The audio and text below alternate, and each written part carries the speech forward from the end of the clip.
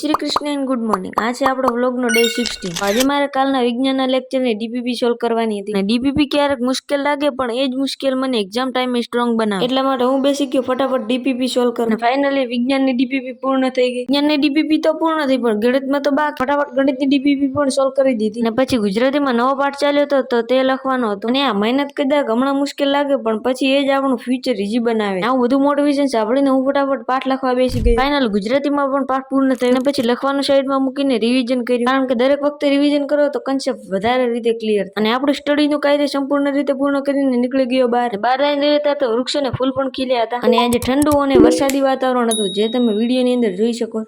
બાકી આનું નામ તો રાધા છે પણ આનું નામ શું આપવું જોઈએ એ કમેન્ટમાં બતાવો. બહારથી ફટાફટ ઘરે આવ્યું કારણ કે મારે તમને ડ્રોઈંગ પણ બતાવવાની છે. આ રહી આપણે આજના બ્લોગની ડ્રોઈંગ કેવી લાગી કમેન્ટમાં જરૂરથી બતાવો. અને હવે આપણે સ્કૂલનો ટાઈમ પણ થઈ ગયો છે. આજનો મિની વ્લોગ જ પૂરો. આપણે મળીએ બીજા વ્લોગમાં. रंग बदल बदल के क्यों चहक रहे हैं दिन दोपहरी।